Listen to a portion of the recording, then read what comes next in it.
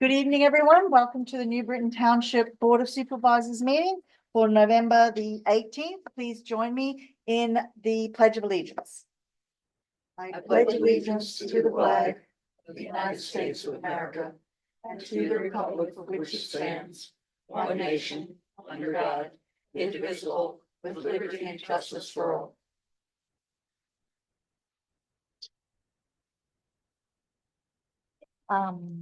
Chair comments. The board met in executive session before this meeting to discuss personnel and litigation matters. Agenda item 4, presentations. We have our first presentation from North Penn Water Authority, Mike Filiatro. Welcome. Yeah, I'm Mike Filiatro, your representative on the North Penn Water Authority Board. Just had wanted to periodically want to come and update you guys. There's a number of things going on that I thought you should at least be aware of, and if I can answer any questions. I do have I'm gonna butter you up with some gifts. Initially, there's some North Penn Water Authority calendars. You would like to have a water tower picture for the rest of the year. Those are for you all. Thank you. Won't work, but good try.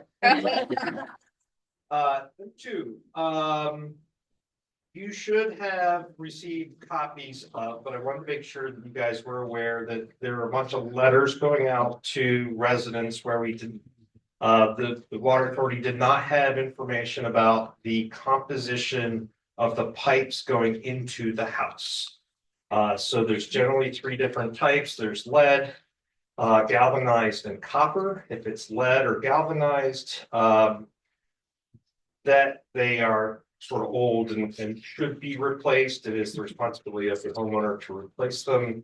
But there's a regulatory requirement for them to capture that information and post it on a website. So they've created a website where anybody can go look up that information, and these letters go out asking them to provide that information to the Water Authority.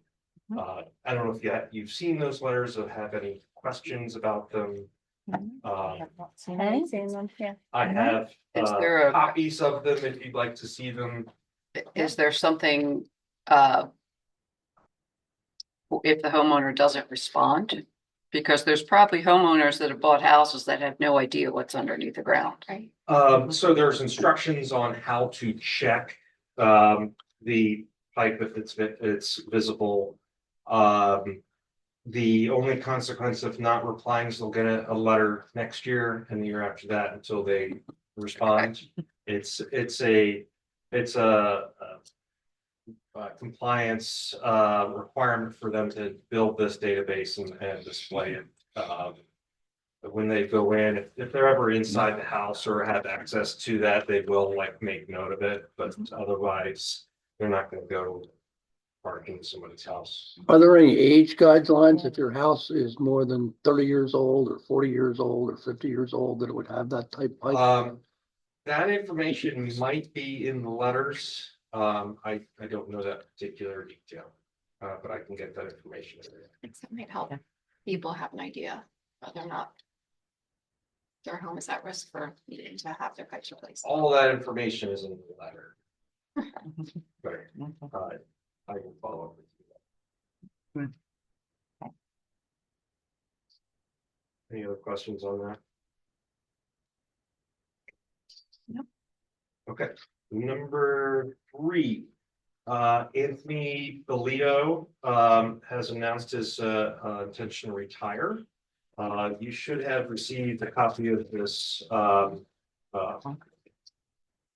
press release. It was at the end of October. So he plans to retire at the end of 2025. And we have hired a deputy, someone to take his place. This person's name is Keith Haas. You should have also received a notice that about that as well. He will start in January of 2025, and there will be a full year of transition to ensure continuity for the authority. Okay.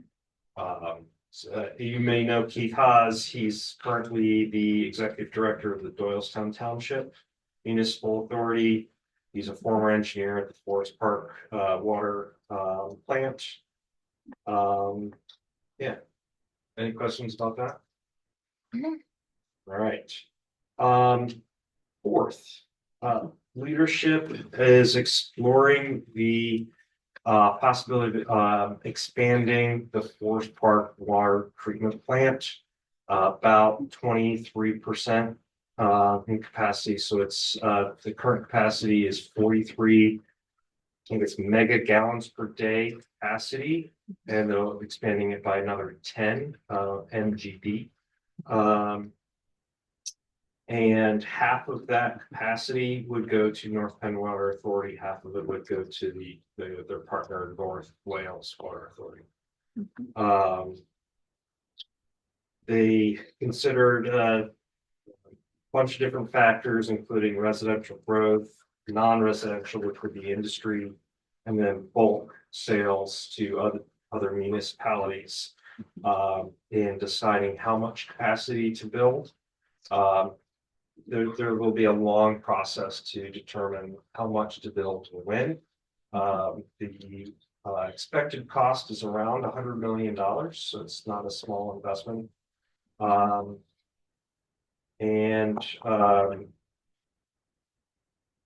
it? Any questions here? And there's enough room to expand over at Forest Park at the moment? It looks like so. Are there any plans for water restrictions coming up? So I had just heard about water restrictions. I knew that we were in a drought, but I had just heard about some restrictions earlier today.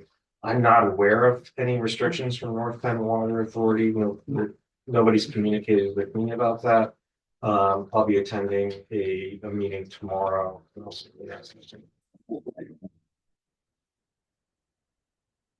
don't think there's been any for us, for the North Penn or North Wales.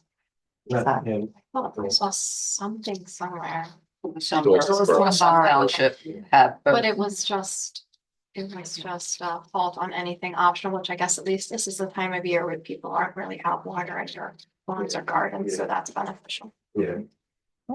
And then lastly, I may have mentioned this last time, but there's these new ultrasonic algae preventers out on Lake Galena. I don't know if you've noticed them. They have a flashing light. They are designed to reduce the bloom without the toxic algae bloom during the summer. They've seen good success with that in reducing the algae bloom that's still present. It's not any danger to the water supply. It just means that you can't swim in the lake. But I think it sounds pretty fantastic to me. It's not chemical, and would love to someday be able to swim in the lake. a lot of fish hooks down there. I'd be careful. It's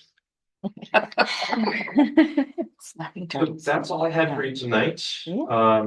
Do you have any other questions for me? Not this one. No, thank you for coming over Thank you. and to giving us a heads up of what's happening, and thank you for our gifts. We will see you in the new year. Thank you so much. Thank you. Thank you. Okay, presentation number B, proposal for EAC demonstration pollinator garden at the North Branch Park. Do we have, who will be doing the presentation? You didn't know you were doing a presentation. No. We have the picture. Yeah. I know. Yeah. That's my gift. Yep. Thank you. Yes, everybody needs to bring gifts. Lovely. And we have your written report about your written, yes. So, the EAC, having gone through the trials and tribulations of ordinances, happily turned to trying to create things. And the first thing that, and Lucy is the one who suggested a demonstration pollinator garden, which we thought was a doable, small scale first project, not counting tree plantings. And you see the results, you see what we're asking for. We're trying to do it with no money because we don't have budget. So we're getting, if you approve this, and Ryan very nicely found us a site, the site we had was kind of in line of fire. Our initial one was, we thought we would have it between the gravel driveway and the pavilion too. And apparently that would be in danger of just being totally trampled and vandalized and everything else. So this kind of nook between two trees back by the basketball courts. You can see what the plan is to put cardboard down, donated. And if we can get mulch one way or another, dumped onto the cardboard, that will smother the grass. So that in the spring, and it will kind of renew the soil, so that in the spring, we can start putting in plants. There's lots of people who know what they're doing. We are getting plants donated, lots of volunteers already are, offering all we just have to make sure, since it's a new site, that we get, this will be wetter plants. That they are appropriate for the site, right? It'll be wetter. Well, It's wetter, right? it's been so long since we've had any water around anywhere. I can't remember. But we don't mention that 4-letter word. I didn't say. Snow. I'll say it too. Well, that was for- So we will plant the pollinator plants. We will, got a rain barrel donated and Brian has agreed to fill it, up, right? And we'll keep it watered, we'll weed it. And we need a sign. We're trying to figure out how to get a sign, because they're not cheap. Because it's for education. Outdoor signs that will withstand weather and people, run about $500. So you look puzzled. So the garden can be in, and then we can somehow find a sign, like, what is this?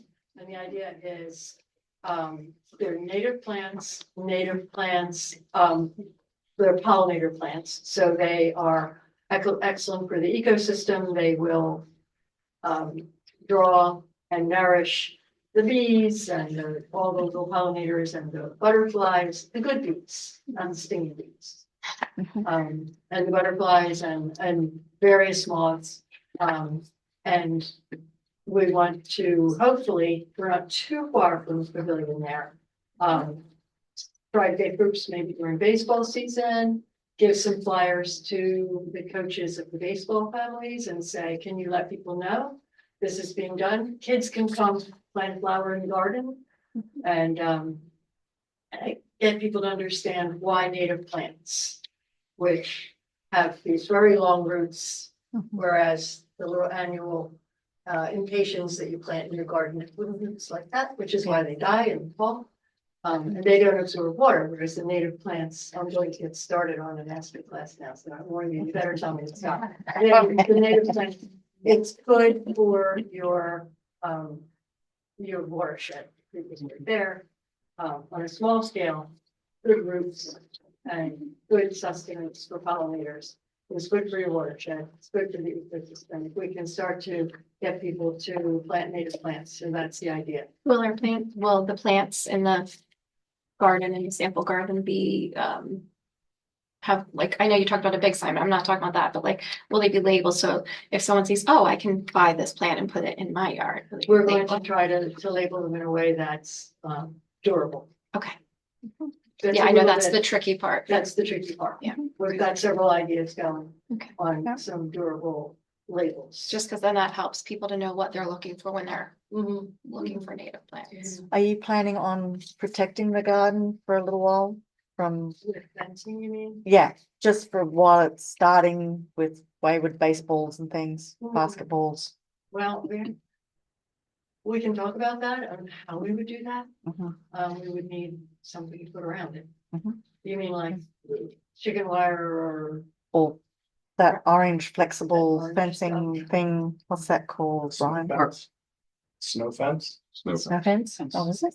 Or just green You said the plastic fence or total, something. He's talking about that thing.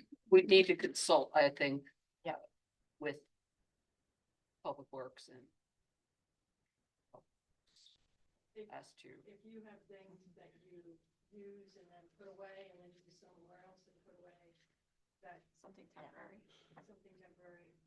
I wouldn't want the orange fencing around the permanent. No, We but- do want. If we use it for little classes and stuff, we would like kids to go up and. Oh, yeah, I was just thinking as it's getting established, like a little bit for it. Especially because third year, we're trying to plant some deer resistant things, but if it's a heavy deer pressure, nothing's very deer resistant. So Yeah. a temporary fence would be a very good idea. Okay, all right. Are there questions? Any other questions from the board? Good idea. Oh, so we'd be able to give you an answer at the next Board of Supervisors meeting? Oh. We can do it now? Well, It's nice if you can do it now because Okay. the earlier we can get cardboard down, the better it is for spring planting. Okay, I'll make a motion to approve the proposal for the pollinator garden in North Branch Park. I'll second that. any questions or concerns from the rest of the board? No? I shall call the question. All those in favour, please say. Oh, sorry, public. public, is there any public comment? No. Thank you, Scott. Yep. I shall call the question. All those in favour, please say aye. Aye. Motion passes. Thank you. Happy. Thank you. Smothering. Happy Yes. smothering the Our present. lovely area. Okay, moving on to our third presentation, Barry Road, 4-lot subdivision, a sketch plan.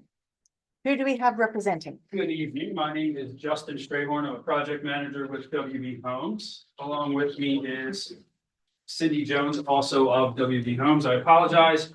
I have no gifts. It was appropriate to litter the board with WB Homes swag at this point. Thank you for seeing me this evening. I will make this presentation nice and brief and short, hopefully. We are the owner of the roughly 10-acre property at Berry Road as seen on the map here. We do have frontage to Berry Road via a private stub drive that has existed there for decades. It serves two of the existing houses on Berry Road. That is actually part of our property. The property has historically been agricultural over the years. There's a small hedgerow in the middle here and then some woodlands to the west with a meandering drainage feature that goes on and off the property. The property does lie in your SR2 zoning district. Our proposal would be to utilize that zoning district and propose 4 single-family homes on the property. 2 acres is the minimum lot size. We are proposing that minimum lot size. These lots range from 2 acres to 2.5. Via an extension of that existing private drive, we are proposing a 20-foot wide cartway extension to a turnaround in this area here to serve the 4 homes. It's a very similar design to your Schoolhouse Road subdivision that is currently under construction. Again, this would remain private, not to be dedicated to the borough, so no burden from that standpoint. There is a right-of-way line shown here and cul-de-sac that is simply for dimensional requirements to get to the zoning criteria to make sure the lots are conforming. The property would be served by public sewer and water.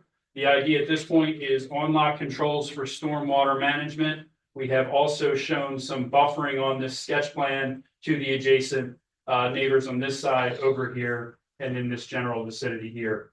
The project has been presented to the Planning Commission. I believe they are in general conformance with the sketch plan at this point. And we're really here this evening just to make sure we're on the same page with the board as we hopefully move forward into land development. Told you it was quick and sweet. Be happy to answer any questions or comments. Before that, just wanted to note some of the architecture generally that we would show on the property. 2 3-car garage, 4 or 3 to 5 bedrooms, 2,800 to 4,000 square feet. Generally would be the mix of models we would intend to build on the property. 1, 2, and 3. It's a general idea of the type of architecture and treatment we would propose to build. I'll jump in as a good summary, just to, if you want to go back to actually the site plan. They did present a planning commission on September 24th. There was no public comment in opposition. There was no public, I think, there. And the planning commission generally supported it. I will tell you, Justin left out a couple of key things that they've been very nice to work with. Chris Canavan and Justin have been through the township before and other municipalities where we represent, and they always like to do things, sketch plan, get feedback. I said, look, this is a really small job. They still wanted to come see you. So we had an engineering meeting just to confirm the layout. The planning commission was okay with as well. It's identical to the Schoolhouse Road one that Randy, fire marshal, approved as far as truck turning movements and whatnot. It stays private. It's not too wide to have parking, but wide enough for emergency access. So that meets what Randy had approved before. And then we went over some stormwater management. They did infiltration testing ahead of time. We had an engineer meeting to go over that. Based on the size of the lots and more custom homes, I felt it was more appropriate to do the stormwater management on each lot instead of a regional basin. And then they were willing to work with us already on buffering of the neighbors. There's a couple areas where we both agreed it would be nice if they could buffer a couple of existing homes there. So that's not a requirement, but I wanted to point out they're willing to add the additional buffering. And I don't think the engineering is going to be really hard on this one, so they'll most likely submit for preliminary and final, and that's why they wanted to come and just get any feedback now if someone didn't like something that they see. I'm not sure how else they could lay it out. It's by right, it's conforming, it's 2-acre lots, pretty straightforward. They're really no natural resources as far as their impact, and they're actually preserving. It's hard to see here, but there's areas that aren't green that are actually going to be preserved as well on top of the. That So was my question. Yeah. Is there any conservation easements yes, on there? yes, There is a drainage corridor over here that we are not touching. It is to remain intact. Where's the hedgerow and on that The picture? hedgerow is sort of right in here. Oh, okay. and then on the right side is the transcontinental gas line easement. They've agreed not to disturb anything. That was my request. You can see before you went to planning commission, we discussed that, and they agreed that they would preserve that area as well. They're not required. I think the lots are big enough there's enough room, so that would be put in easement as well and preserved. And that's not a requirement. They still could have some structures back there, but we felt the lots are large enough and they're willing to do that as well. So Berry Road's a PennDOT road. It's already improved, so actually there would be no improvements. I think the only thing we discussed was maybe a street light. We're not sure yet. The neighbors may not want that there. So that's something we can deal with at the end. It's not a big deal. They're willing to do whatever we recommend, but as far as curbs, sidewalks, they don't have any frontage to do anything, and it's PennDOT and it's already paved actually, which I'm sure you guys are aware of. Where's New Galena? Where does it come in? Just to the left There. there. It's there. Yeah. Okay. That's pretty close. I have one concern. And that is the width of the road. So it appears that the stub you refer to is wider than the road you're proposing. And you're also going to seek waivers from sidewalks and curbs, either outside or inside the development, correct? So you're asking for a much narrower road than is required. And while I'm all in favor of less impervious surface, I'm also concerned that we have 4 very large houses that I am going to assume are going to contain children who will be walking from those houses out to Barry to catch a school bus. And you're asking for no sidewalks and a narrow road, even though it's only 4 houses. There's still daily trips by garbage trucks and all kinds of delivery trucks and this and that. So I am not in favor of such a narrow roadway with no sidewalks, no walking path, etc. Is there a solution we could? Well, planning commission, several of your jobs, this is the exact same design. So planning commission supported the opposite of what you're saying. They've supported things we haven't agreed with, so I'm not. You'd have to get easements across the properties in the front, wouldn't you? If you want to put a sidewalk in those two. I'm properties. not, I'm sidewalk not in plan. favor of sidewalk. I'm just in favor of widening the road inside the development. 28's required, they're proposing 20. What is the existing stub that comes in there now? What size is that? It's about 25 feet in width. So we're just necking it down by the 5 feet to serve our 4 houses.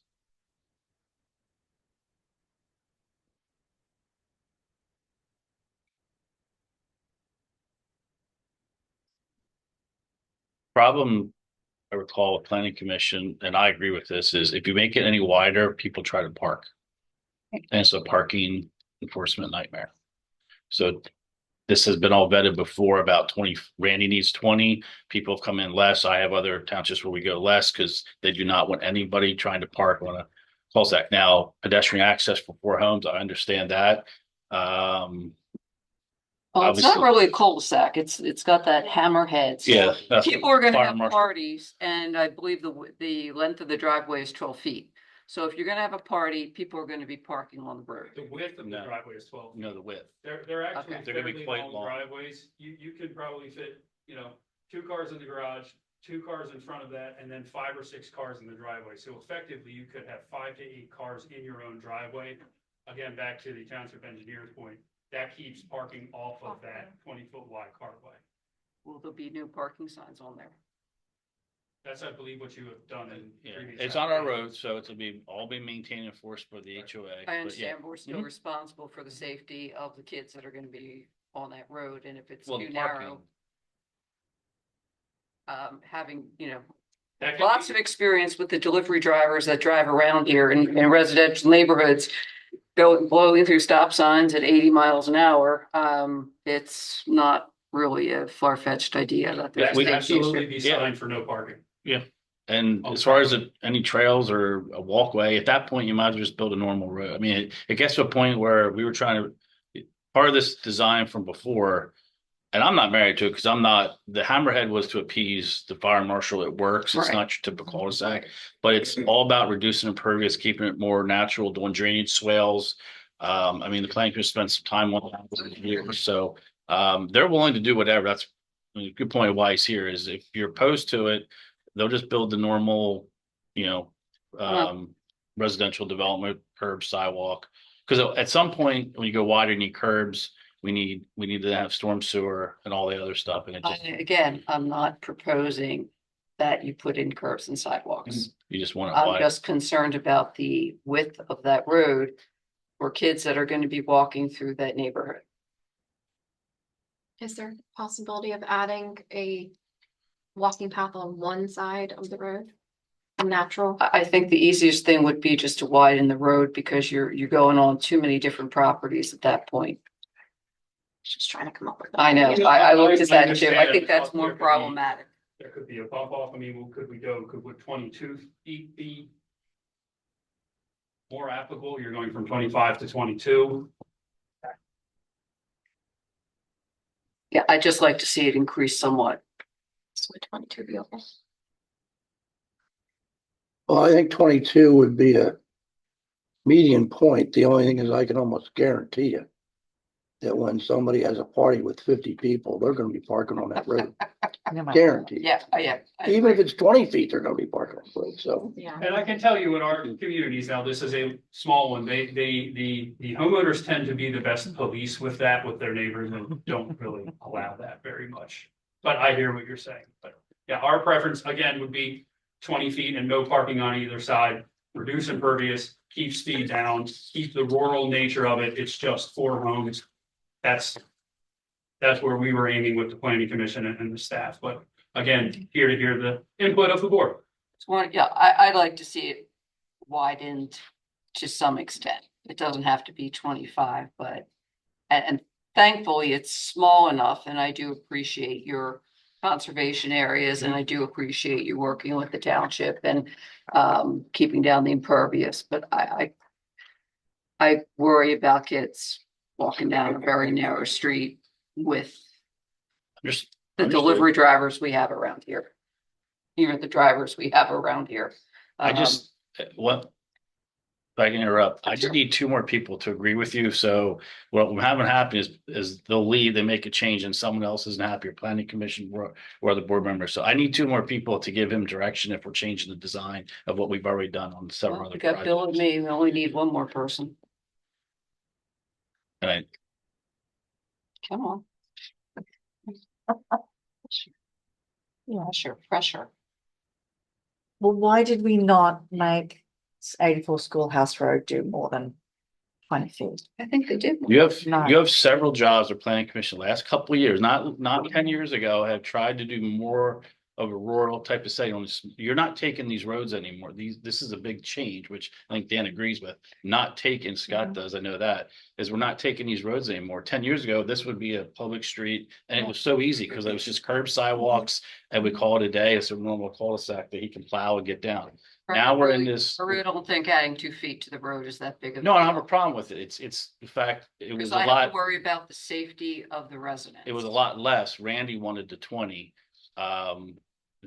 What I'm saying is 2 feet at 22 is a weird, it's either usually 24. There's some older jobs in the township where we've done 24. We went from 18 to 20, now we're going 20 to 22. I'm fine with that. There is no rhyme or reason. You can just say if you want 22, that's fine. I wouldn't do another separate path. You might as well just do a normal road at that point. I didn't say path. I said because there's no path, I would like to see the road wider. So what is the normal width of a 2-lane parkway? 28. 2 12-foot lanes is what you need with no curb. 24. So 24. Well, the zoning requires 20. Zoning has nothing to do with the. Or ordinance. It was in your review letter.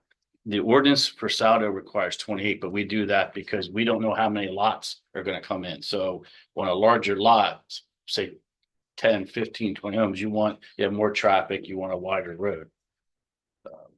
22 is fine by me. I'm just saying that we've had 20, we have 24, we have like a couple other jobs where they're 24. We haven't been consistent. I was trying to be more consistent to do that. So 22. It'll still be marked no parking.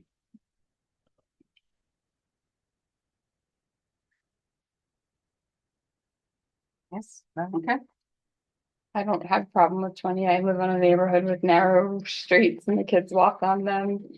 You have sidewalks in your No, neighborhood. we don't, not internally. No. I was actually kind of thinking the same thing. Like, okay, I was feeling like a crazy person that I wish my street was more narrow because it is just wide enough for 2 cars to get past, and I feel like that's when they go. So the more near, I feel like maybe that's where you were going. The more Slows down narrow, traffic. it You actually say more of a slows down. private drive. Everybody knows Yeah. the wider you make it, the faster. The you go. faster you go. So So keeping it my narrow. experience, keeps it keeping a it- drive. you have to drive slow because you have to Correct. be careful. So in my experience, own experience, and more narrow is going to inherently make it. Chief, could you weigh in? Private road, you You would have Yeah, been basically a through. traffic calming measure, right, to have narrow street where cars are gonna go slower. Since I was asked, I will bring up, we've already had questions about the no parking signs on the Schoolhouse Road property. Earlier, one of the future residents was saying, hey, there's no parking signs, where am I supposed to park if we have people there? Basically, those signs are not ordinance, we're not enforcing them. It creates a situation for us where we have to go and explain to people if they complain about parking, that those signs are there based on the HOA. Mhm. and It's they a have to private work it out, community. Because it's a private community. So I have to right? work that out for you. So, you know, it's great to put the no parking signs up, but then it creates an issue for us at times as well. But if it's not there, they'll do it. So that's the condition of Mhm. the board and planning commission to, just like was brought up. So we have to put it on the plans. The HOS maintain it. I understand your situation, but you need to say exactly what you said is it's Right, private. yeah, that's what. It's we'll do. enforced by the It's- HOA. you Takes know, time away from other things. And Yeah. understandably, these, like I said before, these are set back, they are larger lots, they are longer driveways. I'm not arguing with you, I'm just No, saying. the school there has, is- yeah, they there are, is they're rules- close they're together. close. Yeah. I mean, there is effectively 6 to 7 spots of guest parking for each one of these homes. And this, to me, this is supposed to be looked at instead of a street to be a driveway. Private drive. Correct. So, which is a different feeling. Mhm. Then I would be still happy with the 20 foot. Because it's not a dedicated road. It's up to you, dear. It's up to the farmers. Yeah, I think I'm leaning towards keeping it small, just because in my experience, it's been, that would be more beneficial. Safety stuff. I already said that. Yeah, but I mean, Yeah. you are as well, you live on a small street, so. Okay. So I believe we have what? 3-2. Okay, so 20 feet. 20 feet. Right. Okay, are there any other But with the no questions? parking sign. Well, yeah, We'll do it. Well, maybe we don't need the new parking now because as No. you said. No, I think we don't got need parking. No, they need the no parking. Bringing up the issue that occurs when we. Yeah. When you put it up. Developments, they put up no parking signs, people automatically think police are gonna come along. Yeah. Right. And cite people, we're not going to do that. Okay. All right. Any other questions, concerns, comments? Okay, Thanks, Justin. thank you very much. Thank you. Okay, presentation item number D, Plumstead Christian School Modular Units Waiver of Land Development Request.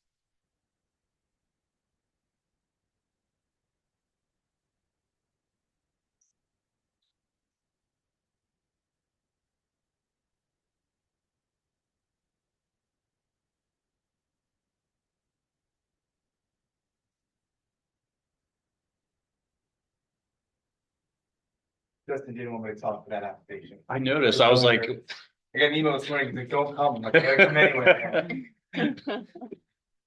Lucky you. So. Rob Cunningham with Holmes Cunningham Engineering. Beside me is John McShay with Eastburn and Gray. We're here representing the Plumstead Christian School, at 753 Newton Hill Road. I believe everybody's familiar with the property. It's right at the entrance to the park. The school has been, I guess, in touch with the township and staff for about a year, right, Craig? So they're looking to do an expansion of their facility. Their numbers are increasing, which is great. It is really a thriving community. And so they started to explore the options to expand. That expansion would include additional classrooms, a gym, new ball field, things like that. Parking lot upgrade, driveway revisions, all of the fun things that come with a traditional land development. But unfortunately, it's an operating school, so they are in need of classroom space sooner rather than later. And while we work through the specifics of an expansion, and sewer planning and all of the other things, traffic studies that come with a full land development. They're exploring, or they're here tonight. They'd like to add 2 modular classrooms to the rear. So as you can see, we have the existing building with a loop drive. Here is the New Galena Road. Hallow Hill Road is to the right of the plan. You have additional parking and the driveway along the drive aisle, or the parking along the drive aisle. You have a playground scattered about. And what they're looking to do is add 2 classrooms to the rear of the property. They have an existing modular classroom that will remain. I did annotate the plan a little bit here. The orange is the existing building and the green would be the 2 modular classrooms. Again, it's a function of timing mainly. Where they are on enrollment and what they foresee, they need the 2 classrooms by the beginning of the school year next year. The 2 modular buildings had 4 classrooms, but it would really only add 2 teachers, and about 20 students. They're trying to lighten the load in some of the classrooms. One of the things they like to keep the classroom size small because it's part of their teaching methodology. So we're here tonight to request a waiver for those while we work through the details of the much larger land development. Let me jump in. Sure. So at the direction of the staff, and again, Rob wasn't part of the original meetings about a year ago. They switched engineers and went with a local engineer. So Rob obviously knows how we do things here at New Britain. And as other school districts have done, they submitted for, I believe Rob actually submitted for a zoning permit for the temporary modular units. Now, they weren't labeled temporary. Their attorney, John Balloon, he's not here tonight. I know you're representing the firm. John has worked with Scott and I in the past, knows the township as well. And he understood that the school probably is going to have to wait up to 4 years for the sewage system to be approved. And the temporary modular units only are allowed to be extended up to like 12 months to 18 months based on our zoning ordinance. So at my recommendation, along with consulting with Scott and their attorney and then Rob, we felt to go through land development to ask for a waiver of this just so they can build them. But then there's no restriction on how long they can be there. Obviously, they have to work through their phase 2 plans. They've already gone through DEP. They actually submitted at our request, a petition to change the zoning. They purchased the other lot to the left there, a residential lot. And you can get into some other stuff, but the modular units will be connected to the existing sand mountain on that property. So DEP has gotten involved. We had several discussions back and forth with the state. And I just felt that going through the waiver of land development process, coming in front of you was better than just pulling a permit, asking for extensions. And then at some point they're stuck and have to go to the zoning hearing board or come in and see you. So it was my recommendation along with staff to have them come in and do it this way. So there's other components that you're going to see, the zoning change. Scott and I'll walk you through that at a later date. There's no time clock on that right now until you actually set a hearing. That'll convert the residential unit or residential parcel into institutional. Right now it's watershed. Obviously the school is institutional. For them to do phase 2 and develop the school parking access, they need to encroach onto that property, which they did already buy. And they already consolidated that in a deed, correct? That's already consolidated by deed. It's been consolidated. So the petition change zoning should be relatively easy and we support that. So that kind of gets us full circle. There's still a lot of engineering. Unfortunately, they have to wait 4 years because they brought in soil and it's called control fill. I'm not gonna get into all that. Rob, I talk better, but we brought our did you? designer, But it delays the project, unfortunately. You know, the board was not going to amend your Act 537 to bring public sewer to this area of the township. So there are other alternatives were just not feasible for different reasons. So this is probably the best solution, but it takes about 4 years for this to go through and they have to wait. So just to give some background on the sewage, they applied for a permit to repair the existing system and accommodate the modular units. So we can get this, like, we'll call it temporary expansion. And we've received that permit. We've received the planning waiver from DEP, and that took about 6 to 9 months to do. DEP is not very quick to respond, but we were waiting for that. We want to make sure that we have a viable project. We get that, and now we're here about the modular unit. Part of that is we have incorporated the residential parcel into the sewer plan. Part of that condition with the health department and DEP is that we demolish that house, so it can't ever be used as a house again. It's now gonna be part of the Plumstead Christian School property. And currently we'll only be using it for using the sand mound that was recently installed. So we've made all those sewer repairs. So again, we're looking at what we hope is a very small part of a much larger, more meaningful project. The school really likes the location. It's obviously doing very well. And wants to be there for a long time and is willing to make those kind of upgrades to do that. So we're here asking for a waiver of land development to get this process started. We still have to go through the building permit process. These will be fully sprinklered. They will be fully to all building code requirements. We've already been working with Randy on things like that. Randy wanted to see a stabilized access just in case there is a fire or any emergency vehicle needs to get back there. So we will provide that. Obviously, it will all get incorporated into the much larger parking lot expansion, but the intention is to make it a viable project now, with plans to expand in the future.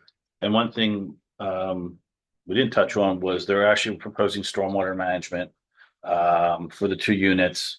That'll be a condition of approval. I still have to do a technical review of that. We kind of put that on hold until we change paths here to go through the waiver land development. So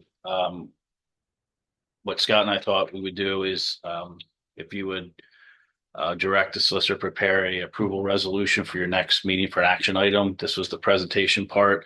If you have any feedback, we'd like to hear it now. I'll work with staff and Scott on the conditions of approval. Will be stormwater management approval, building code official, fire marshal approval. We do have some of that already, but we'll do a similar to the Shrine of Czestochowa. It'll be probably about a 1-page approval resolution that we can put that on your next meeting for an action item. That's all I have. I can ask you a question. You said you're using the adjacent property. That is going to be the sand mound? So there's an existing sand mound there today. Okay, That was installed a few years ago. okay. The house is vacant, being unused. It's a complicated system, and I work in this field, and it's still complicated to me. Yeah. Apparently, we've installed a new distribution system that will use that sand mound in our existing system and equalize the flow, so it's easier on the ground. Okay. Then, as we go to phase 2, we'll most likely be installing a fill on that site to create it's a controlled fill. So you fill it and then you come back 4 years Just to like test it, so it meets all the septic standards. Are you going to build on that additional parcel also, or do you plan to build onto the original building? The addition will be to the building. There might be some driveway and parking lot improvements that encroach there. The first phase of the concept was kind of like parking, circulation area, maintenance area. Yeah. But the actual building. I didn't think you'd buy that just to put a sand mound on it.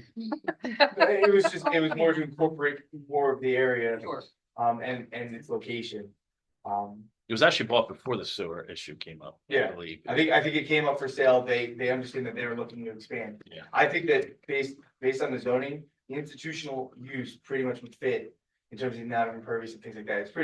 It's pretty open, considering all of the zoning around it, the watershed district, which is much more restrictive. Institutional allows for a little more flexibility. So I think they just saw it as an opportunity. They knew they were going to expand it, didn't know how it was going to happen, but you know what happens if somebody else bought it, then it would have been Oh, yeah, process. so.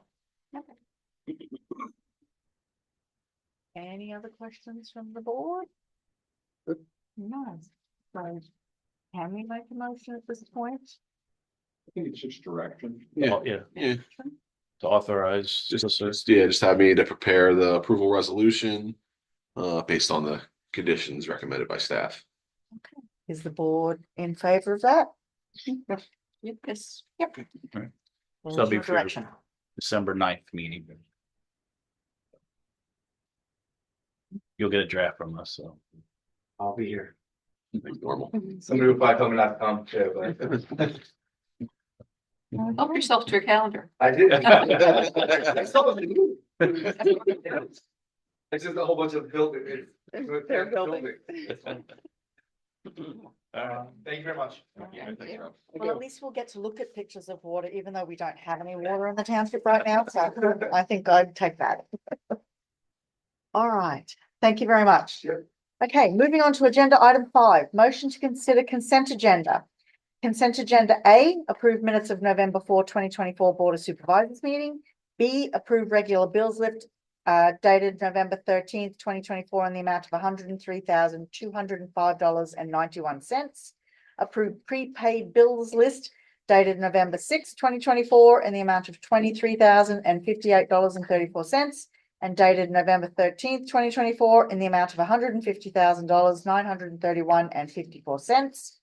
And finally, approve contractor's application for final payment of Brittany Farms stream bank stabilization project in the amount of $20,931.75. Do I have a motion? So moved. Do I have a second? Second. Oh, look at that. Can't do it both. Any other questions or concerns from this board? No.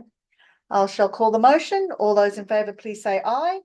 Aye. Motion passes.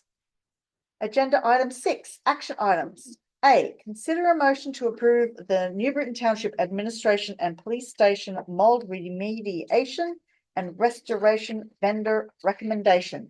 Dan.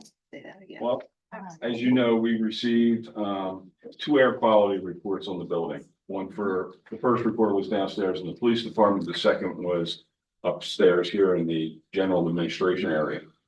While we have some mold issues, it's not catastrophic issues. It's a problem that we need to address. Working with Ryan, we contacted a number of contractors. You have the list in front of you, and at this point, I'm going to let Ryan chime in and go through that a little bit more, since he dealt with all the contractors. He met with all of them and walked them through the building, so. So we reached out to 5 different vendors, for the mold remediation and restoration. Of the 5, 4 of them responded. And 2 of the 5 came in and did very thorough inspections of the facility. Of those 2, Paul Davis Restoration did the most thorough inspection of this building, and gave us the most thorough explanation for what they will do, which I believe you have in front of you. Our recommendation is to proceed with Paul Davis. But obviously, that's up for your approval. As you recall, we ran this by our solicitor to make sure it was deemed a quasi emergency, so we didn't have to get formal bids. And we did get that approval. Our plan is to use ARPA funds. We have $142,690 left right now. There is a little bit of works left to do on the trail outside that we'd spend down the ARPA money, the most of it on this. Now, obviously, one of the costs that they gave us a number on is the ceiling tiles. We have not finalized a pick on the ceiling tiles, because originally we were just gonna leave them, clean them, whatever, and it's not gonna work. We're just gonna take them out and replace them. We'll replace various other components. We will sit down with the contractor, and it will be done in phases, because there'll be times when you can't be in the area that they're working. So obviously, it's nice that we have, I don't know when they can mobilize, but hopefully shortly we have a break for like this one. It won't be used probably from June 9th or December 9th to January 6th. Yeah. So I would probably have them come in here and do this one first, but we will sit down and go through all of that with them.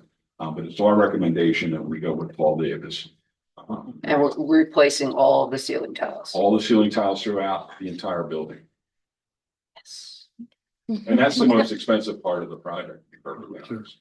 It's not the labor, but the materials. Well, yeah, it was, but yeah, it's the work on the ducts and all that kind of stuff. We'll replace all the flexible duct. Where it can be, where stuff can be cleaned, it will. The returns and so forth, but it's the ceiling tiles themselves that are the biggest cost component of the project. Without the ceiling tiles, it's probably like a $45,000 to $50,000 project. So Ryan, since you took the people around, did they find anything else or make any other comments about the system? So in the original conversations, it was they were going to just replace the ceiling tiles in the vicinity of all the diffusers. But in conversation with them, they recommended that if we were going to do that, to do everything. And that's how we resulted in doing the full seal tile replacement. And as I was reading, they're going to actually wipe down or clean every single piece of metal that's All up great there. work, yes. Okay. Can we clean all the lights at the same time? Can our staff do that? I'm sure we can incorporate that with it. If we're going to be doing something major up at the ceiling, might as well do a full cleaning. Something down and clean both sides of the things. Things Yep. up there, we don't know what. Yep, Yeah, we can incorporate that. okay. Thank you for getting this taken care of quickly. It's been a It took concern a little for longer a than while. we wanted, but a lot of the problem was getting contractors to get back to us. Yep, And then you could see that two of them, well, one that never responded, which is one of the bigger companies that does this work, Belfour. Mhm. And then the other two that did respond wouldn't do the, Part of it. wouldn't do I know. the hard stuff. yeah. So it's like, we'd rather deal with just one contractor. Yep. He may have some subs, but it'd be his responsibility to deal with them. Okay. Any other questions? Okay, I shall call for a motion to approve the recommendation to use Paul Davis Restoration for the administration and police station mold remediation and restoration project. I'll make that motion. So we'll have Bridget as make the motion and Stephanie as second. All those in favor, please, oh, is there any questions from the public? Okay, I shall call the motion. All those in favor, please say aye. Aye. Motion passes. Thank you. Once we sit down and meet with the contractor, we'll lay out a schedule for you so everybody's aware of what's gonna happen and when it's gonna happen. All right, the big one, action item B, 2025 budget review.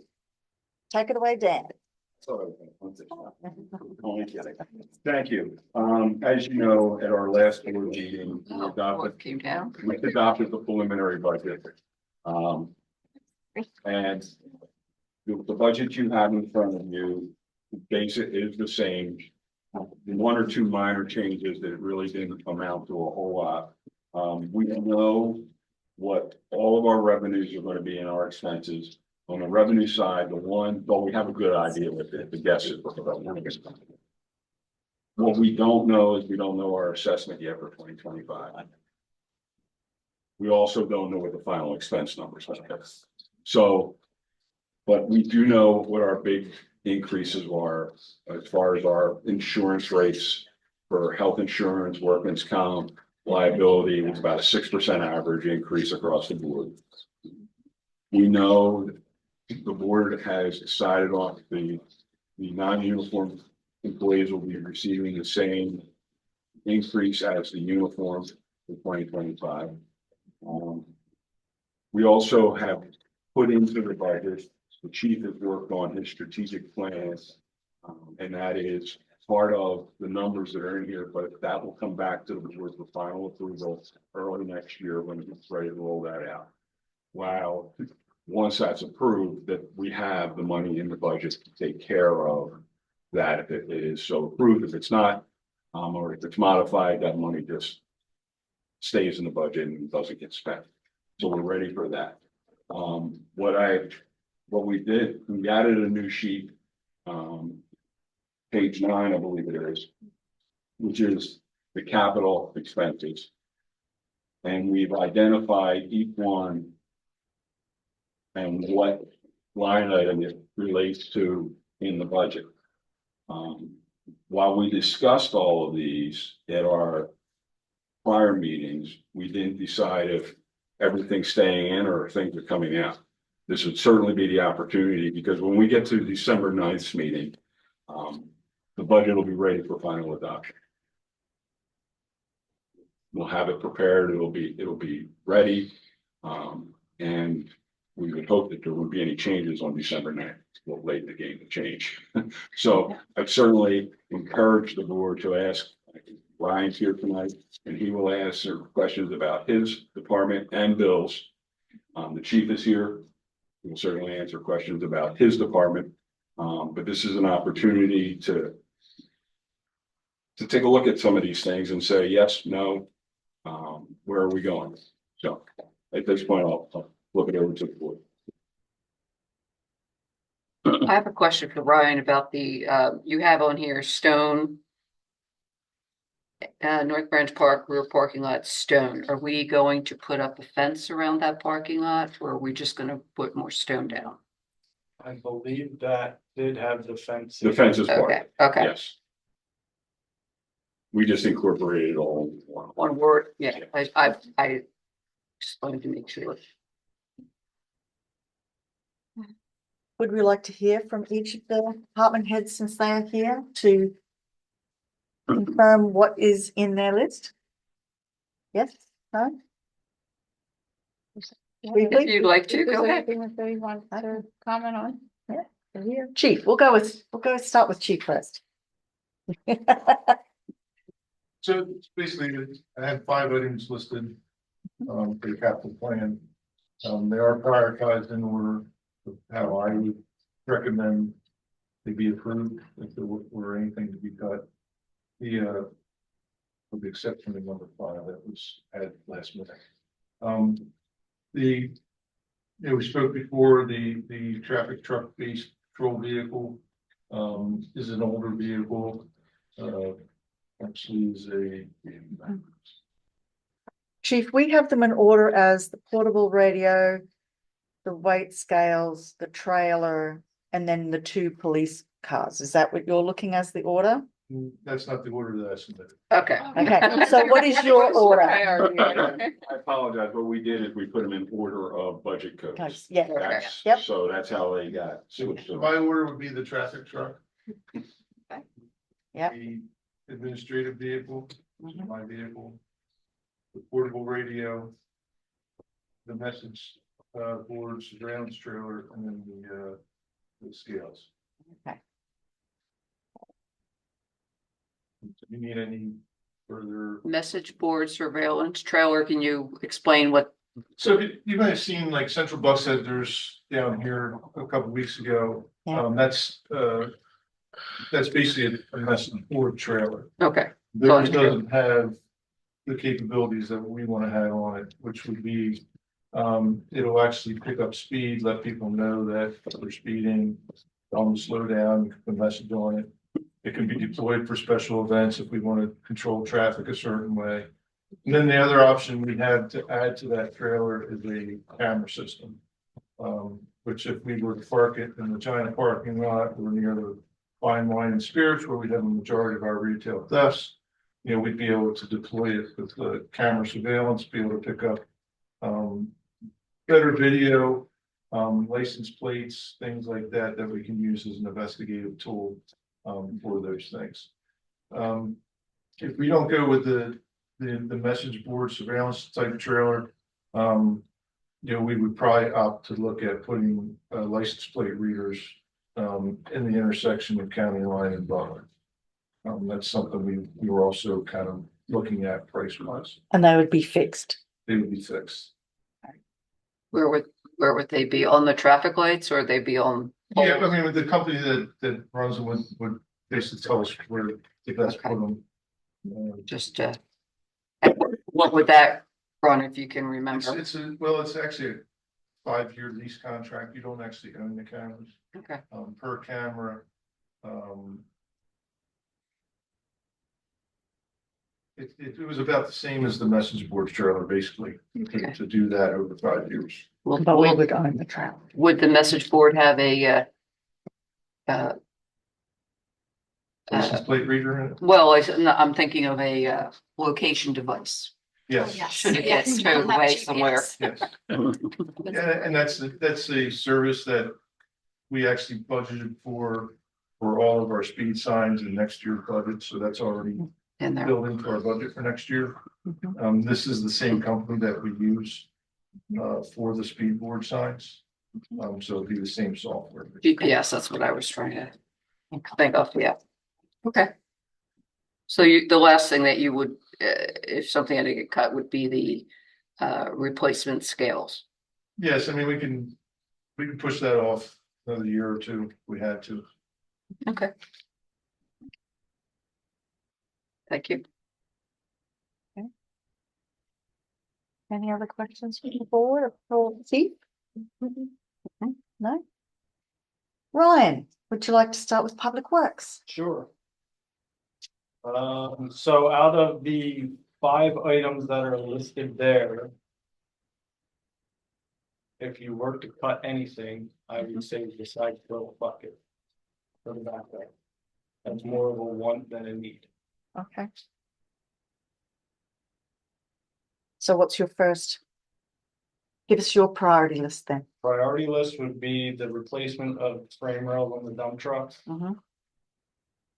The number 2 would be the asphalt hot box.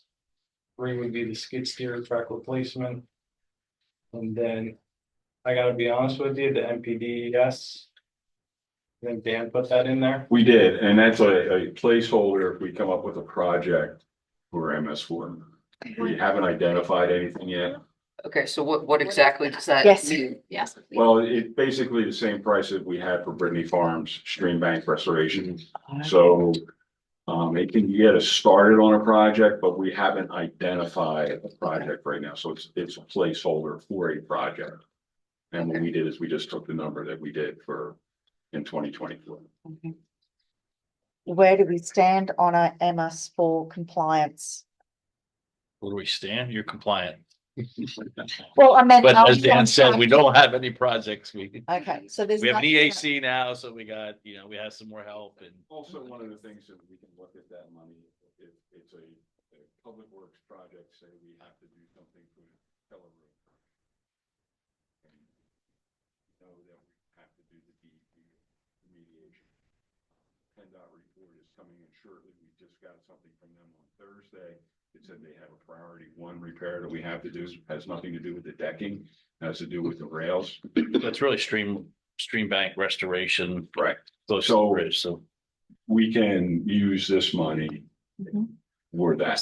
So it's a placeholder for a public works type project. There's also some stormwater projects in the parks and even at the township. Janine has a list as part of your MS4. So once we, see how a couple projects go early, like the Keller Road Bridge, and then maybe, Janine, myself, Brian, and Dan can prioritize another stormwater project.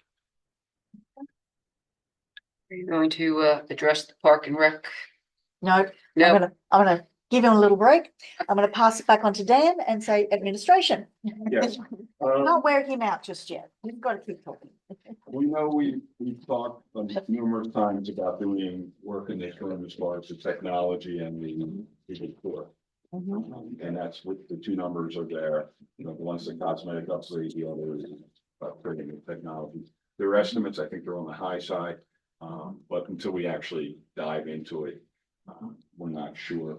We are looking at getting new budget software for next year to try and make doing all this a little bit easier and tying it into our accounting system.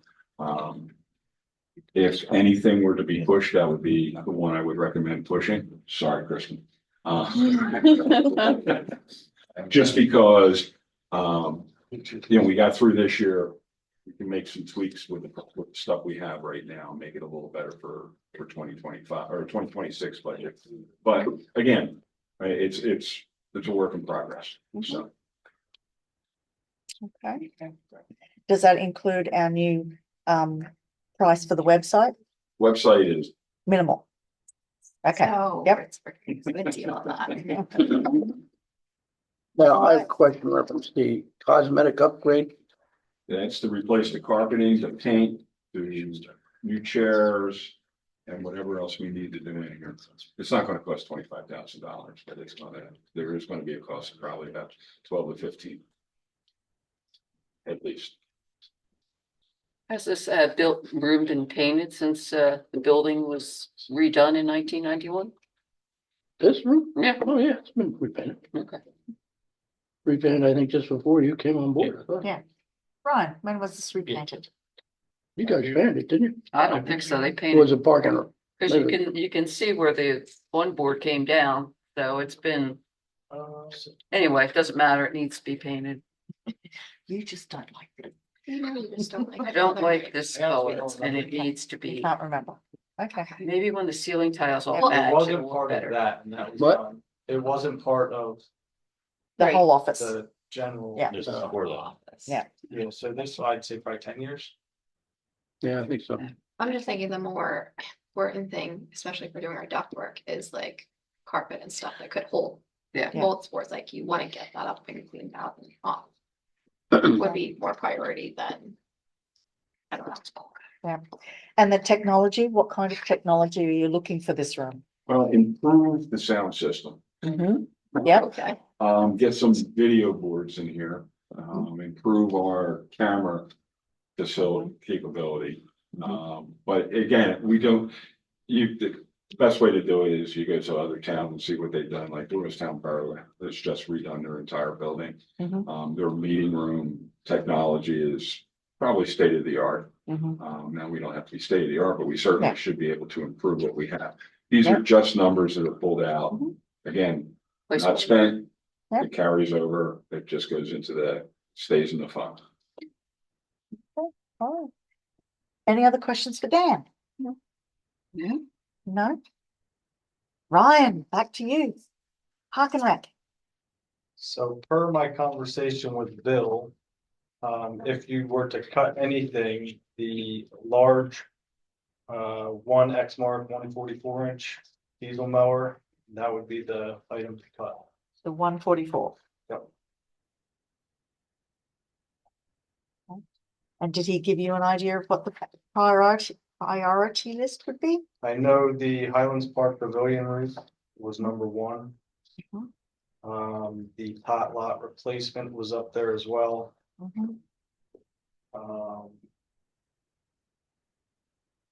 I know originally the parking lot as being paved was down on the list, but I believe because we changed it to the stone, I think that has moved up. Okay. And the two mowers, 272-inch mowers were a priority as well. Especially the run trail, it's.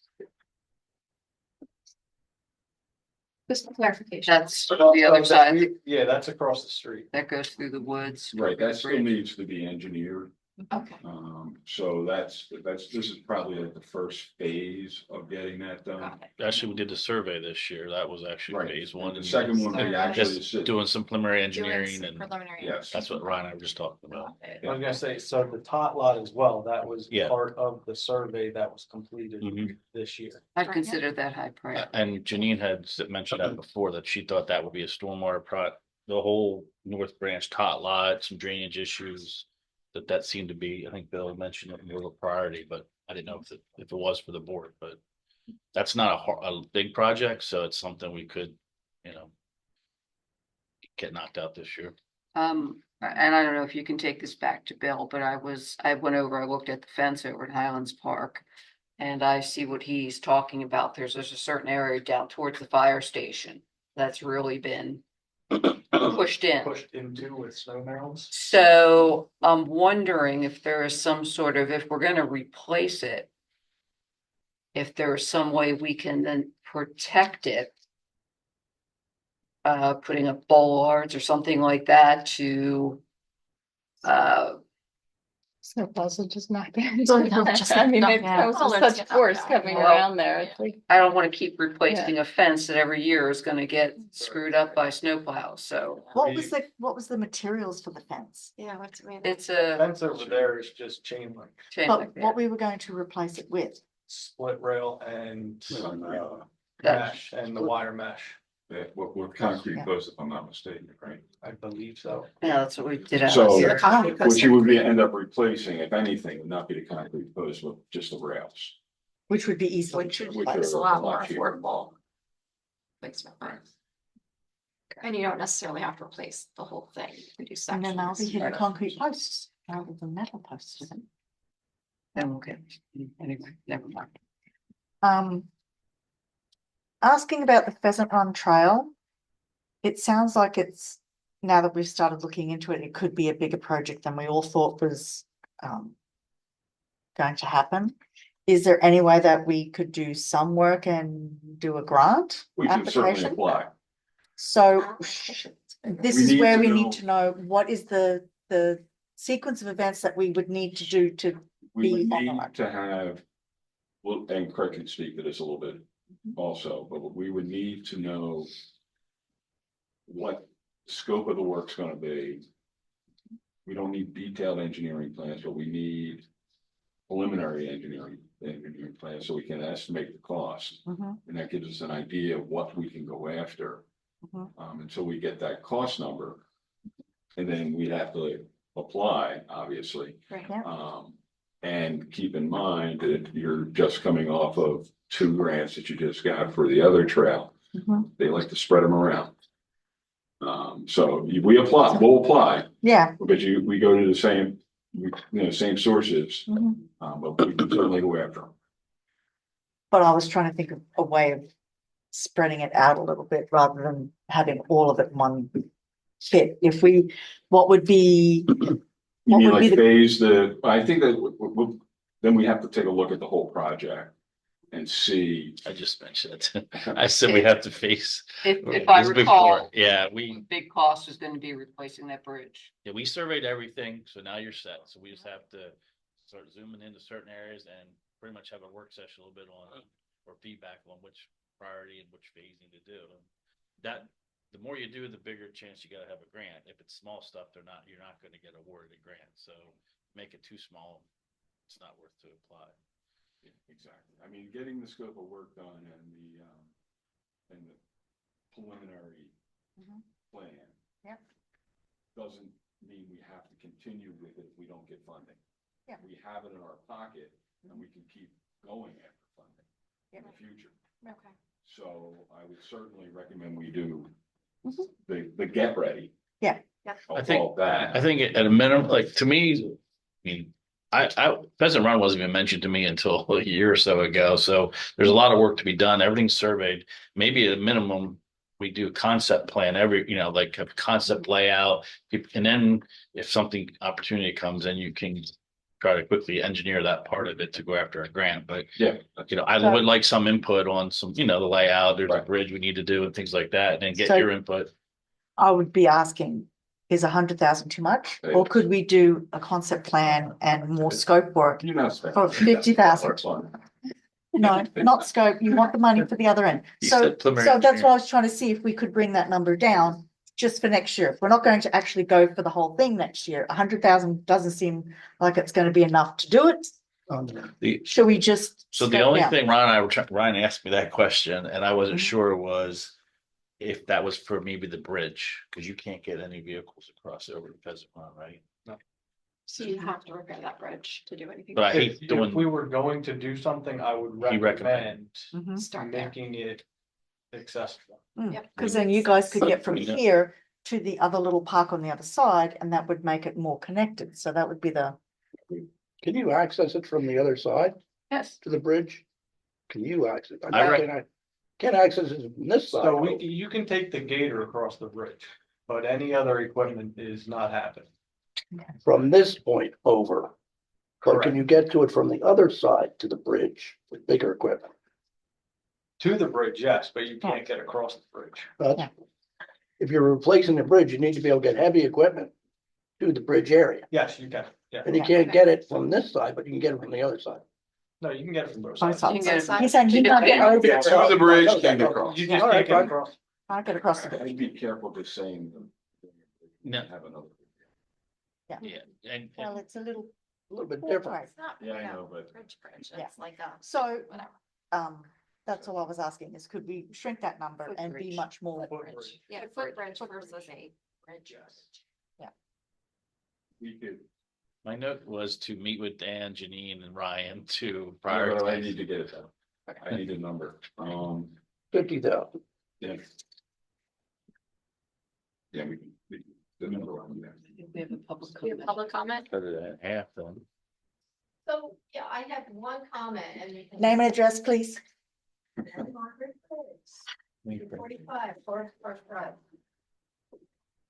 I get emails weekly from my state representative, and there was one about 2 weeks ago that really jumped out at me.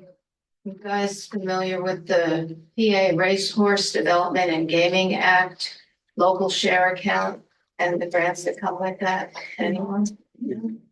So apparently, Shelby. Is that Shelby. Shelby Labs and Jared Coleman worked together to obtain $1.7 million in grant funding. This is from this gaming money that I guess we collect. Percy Borough received $652,886 for a project to renovate and update Cole Park. Baseball field, without going into the details, that's how much they're getting. Sellersville Borough will receive $790,725 to renovate the building that holds Sellersville Museum. Bedminster Township is getting $77,000 to install license plate readers at 2 critical intersections in the township. Dublin Borough is receiving $83,983 to purchase and upfit a new police vehicle. Percy Borough is receiving $107,415 for purchase of body and in-car cameras for use by their officers. I looked into this and apparently the only requirements are that the projects be in public interest, so it would take some lobbying. Now, we are split between Shelby and Brian. So you could potentially think about asking those two to work together. Now, this would be a long-term plan for you because apparently this particular grant program, the deadline, the applications are between September 1st and November 30th. So you're clearly not getting it in this year, but maybe to plan next year for something big. You could say this would be a refurbishment of the Silversmith properties that were used to create North Branch Park and that trail, that bridge. Get together the numbers to redo the bridge, redo the trail, do the parking lot, do the fence around the parking lot, anything that has to do with these open space pieces of property that were given when Silversmith were built. And get those two to get us some money. If you're gonna go in, go big. Yeah, We Or are aware at of least- that, we're aware of that grant program. Get him his. And that's what we're talking about, trying to define a scope of a project. And we have to have that first before we go for a grant application. And that is the intent, is to try and get this done through grant money. But we need to know, we have to have an idea of the cost. That's why I'm suggesting, because I'm listening to you wanting to do bits and pieces, and that's great for residents. No. Like you have it split into different line items. Group it together and see if you can't get something big. I mean, Craig, what do you think?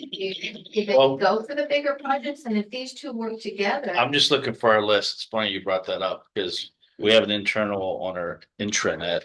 And Percy Borough is our client and lists all our clients and all those grants. And I was shocked how many, we're a large company now and there was a lot of grants. Percy was our #1 grant. But again, the same thing. And I had an email from Matt West. You got to do some concept that takes time and effort and it costs money because you're not a large township. I think Mike Walsh was the one doing the grant stuff before. I'm not sure who's doing that now. It kind of falls on us. And, some of these other clients, I see the bills of how much money it takes to try to even go after a grant, and it's 5, 10, 50, unless you have someone in-house. The larger townships have some connections.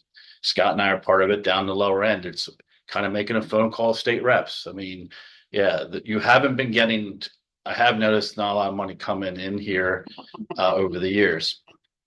But I sort of disagree with that. The Neshaminy Greenway Trail, we received. I meant that was more of a county, that's, yeah. $450,000. Yeah, I meant more for the more where she was Right, no, going to. and that's what I'm talking about. To help with the trying to get- radios or other things that are We more need, capital. you need to go for a grant, you need pretty close to a shovel-ready project. And to get to a shovel-ready project, you have to spend money to get it designed. Or at least not fully designed, but you need it 33% designed. I'll just come up with a number. You need that, so you can have, But as Margaret said, there's other things on that list, which I was surprised about that. Doesn't involve me or engineering that. We're kind of for the police and Public Works. orphan stepchild here, I think. the It doesn't help. connections are Either claims us as their where road. the political power lies, and we're not either of those, so I agree. unless we get noisy and demand some Yeah. Yeah, attention. no, I agree. And, It and is. kind of what Dan said, the shovel ready thing. I mean, that Percy, the Colt Playground project. Had they not gotten that grant and applied for it, that project was ready to be started in March of this year. Yeah. So they had budgeted for it and they had planned bud- for right. it. and Almost all our other clients It have it was- ready it was- to go. it was They go after the doing grant. Yeah, it was fully designed as Yeah. March. But the budget- That's the step. Yeah. You have to, all right, we did the survey, right now we have to see what the scope of the project is. Yeah. Then we have to get a really tight estimate. Mhm. And then we can apply for grant for Yep. it, and that's exactly what we want to do. Well, that's what I meant by stepping it out. Yeah. Maybe the $100,000 is not. Yeah. We just need 50. I was looking for places to It- cut. Yeah, So, I But think if we need to 50,000 for get next the- year is enough. I The think path 50 ready. will get us started. That's what. Yep. And maybe we should ask for one of those grants to take one of these wonderful trucks off our hands. Well, But we won't know if we get it. We won't know until the following But I year. mean, it can still be in our budget, but we could apply for the grant. This is the And then- first year you bought police cars, Yeah. not using ARPA money in what, 3 years, 4 years?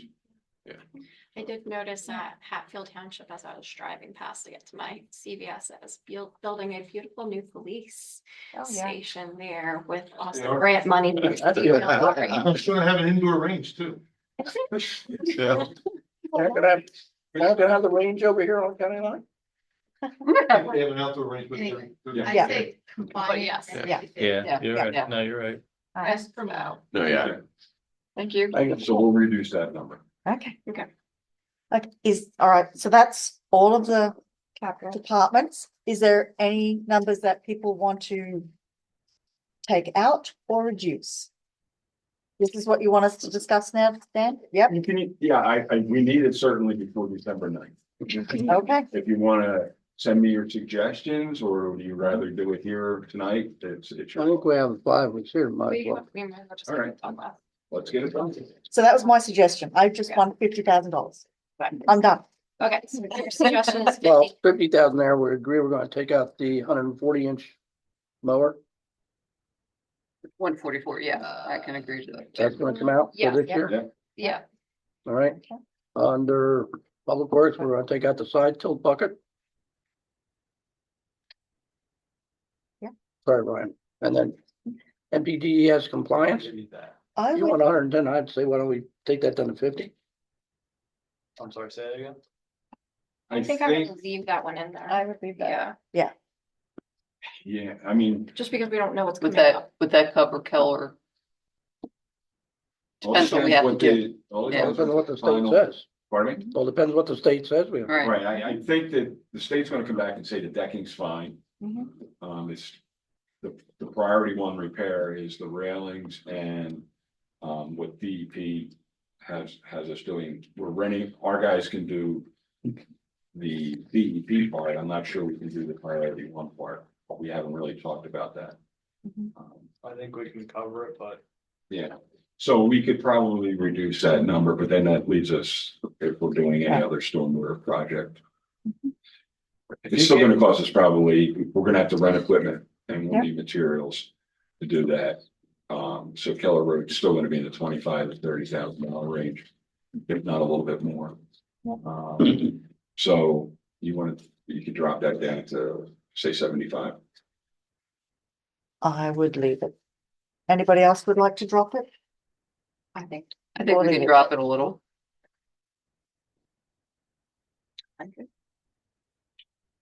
Stephanie? I'd rather leave it. I'm just concerned that we're gonna end up with a project that's gonna end up costing us a lot more, and we're gonna have to look somewhere Yes. else to cut at that point. We can always put it in the budget and then I'll have to spend the whole lot, so. Okay, I'll back off of that. What's that? All right. Anything else for Public Works? No? Please. They said maybe we could hold off on those weight scales. They might, what is realistically the lifespan do we have?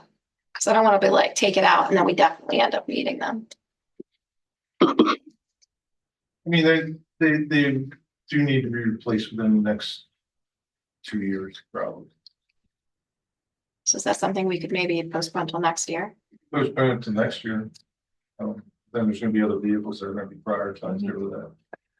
There's always going to be vehicles every year. We're going to always need vehicles. Yep, we'll always have 2 vehicles every year, so. Yeah.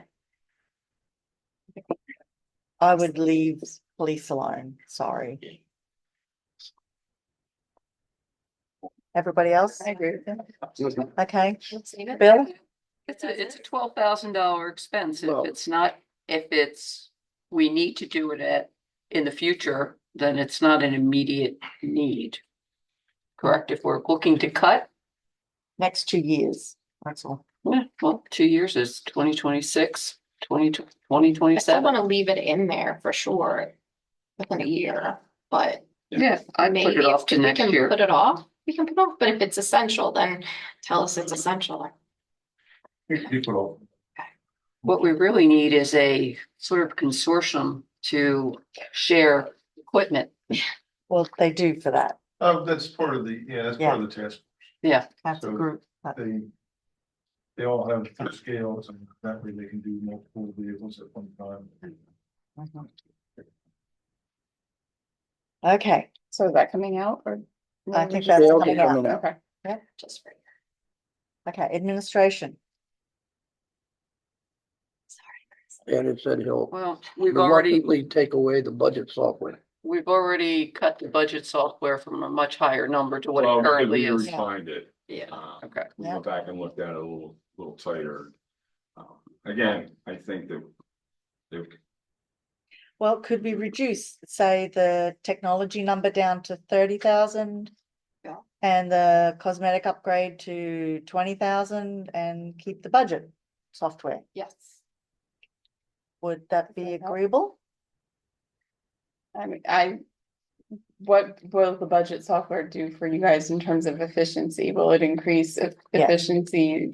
I think it helps when we're trying to also do these projects and we're trying to go out the grant money, trying to figure out how much does all this cost and try to predict better how much money we need for, and then understand the expense base that we already have. That's Yeah, how so I would rather not cut that and cut elsewhere. Well, I think they're Cosmetic already, upgrades are not as important as things that are gonna are gonna provide efficiency for our staff, in my opinion. Yep. well, I agree with Bridget, and I've seen the evidence over there that there's been enough The water carpet. infiltration that this carpet needs to go at the Yeah. time that this But that They goes. do that. And paint, Yeah. where you're gonna use It staff does- to do that, so It that's not doesn't really have to a. be major cosmetic. It can be the carpet and. Carpet those are and paint. tiles, right? Carpet and paint. Yeah. It's enough of them. Cosmetic. The Mhm. chair, I think the Well, chairs. these are fine. chairs. They seem fine. What? What's wrong with these chairs? Notice we're all sitting forward. I do not want to lean back in these chairs. Okay, so we're going to keep the budget. I'm just I'm just gathering. Keep the budget, keep the technology. Oh, change the technology to 30.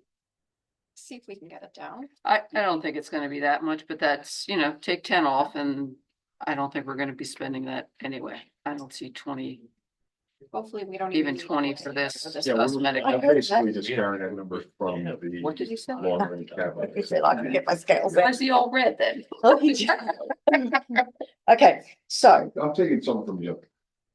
budget in, how about we say 15,000 for the cosmetic upgrade They're like- for paint and carpet Right? And then How about that? technology down to 30 or. and technology down to 30.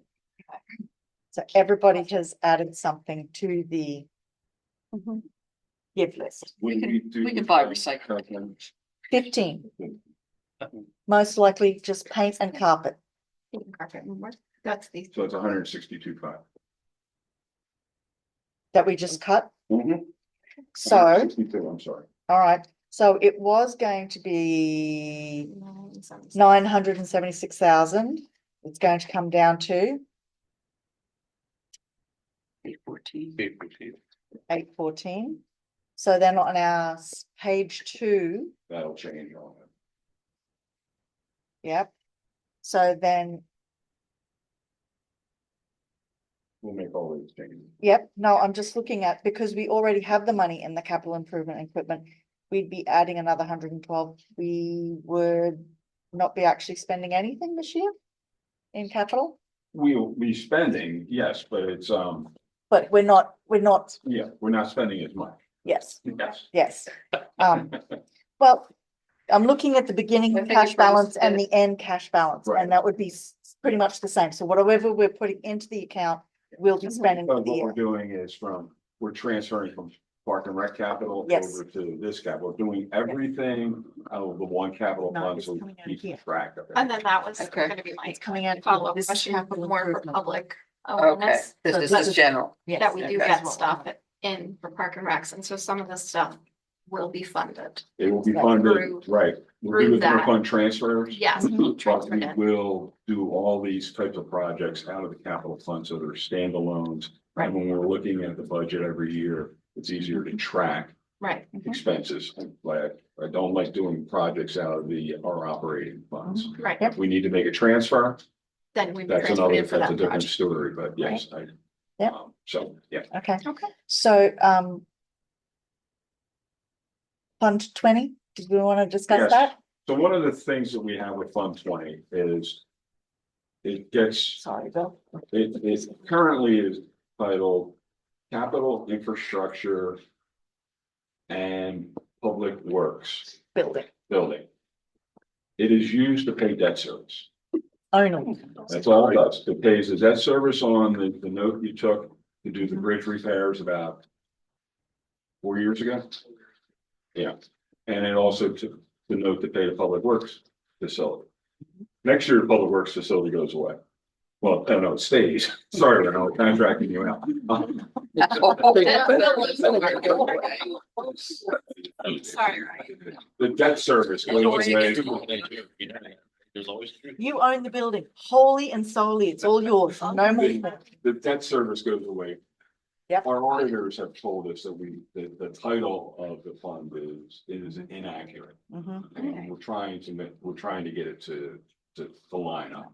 Because that capital, what'd you say, capital, Infrastructure, which would be the capital projects, 1 mil goes into that fund as well, instead of going into the Fund 18, capital improvement and equipment, where it should be going. so what we like to do is accounting wise, straighten that out. Mhm. 2025. And the term we're gonna use for Fund 20 will be debt service, because that's what it's for. Take debt service out of there. And we will make those internal adjustments, but. On the budget as well. And on the budget as well, yeah, Okay. so. Sorry, Ryan, you're back in business. Can't go away.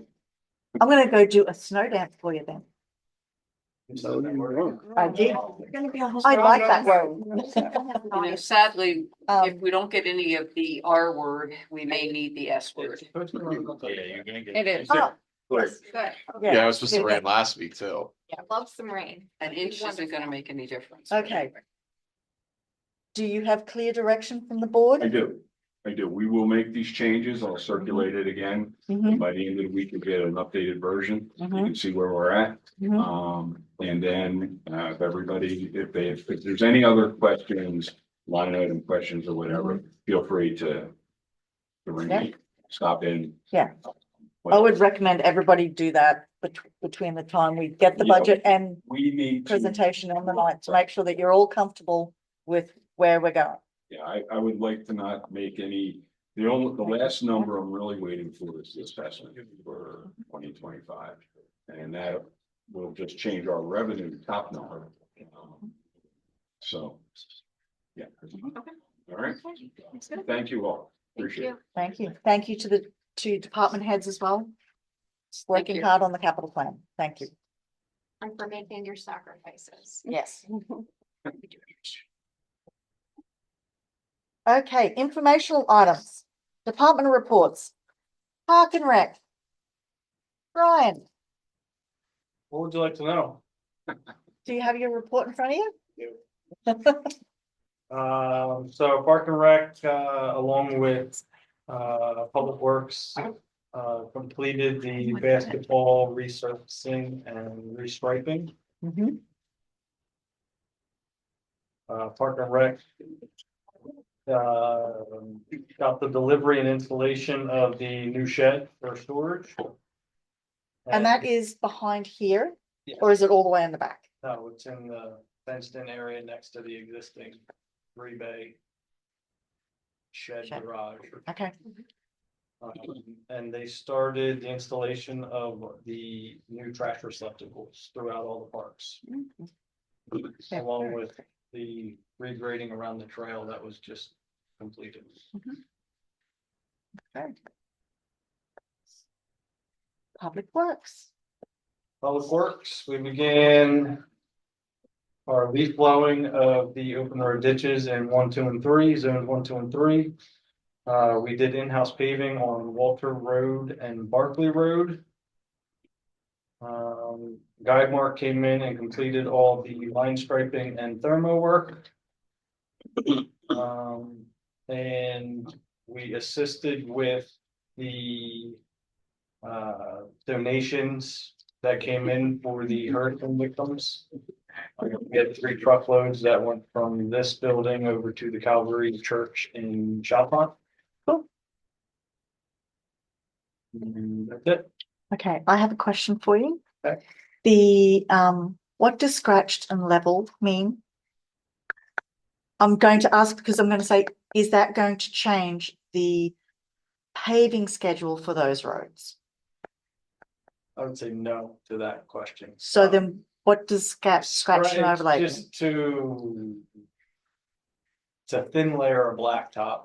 So it's a thin scraping on the top and a very thin. So you're basically filling all the low spots To level up, to level it all, to kind of. scratch to level.